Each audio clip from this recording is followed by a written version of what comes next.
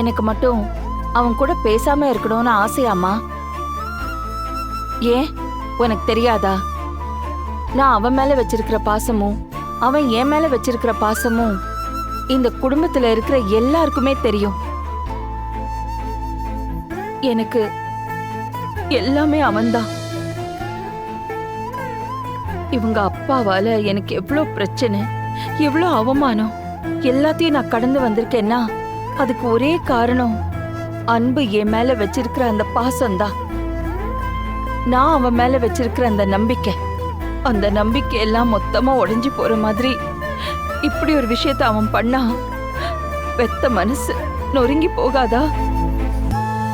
என் வளர்ப்பு சரியில்லை, அவன் இப்படி நடந்துக்கிட்டதுக்கு நான் தான் காரணங்கிற மாதிரி பாட்டியும் உங்க மாமாவும் என் காது படவே பேசி குத்தி காட்டுறாங்க.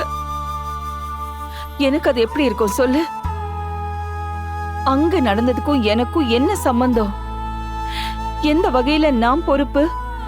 நான் என்ன பண்ண சொல்லு? நான் அவனுக்கு சொல்லவே இல்லையே இப்படி செய்யன்னு. அந்த பழி மட்டும் ஏன் என் மேல?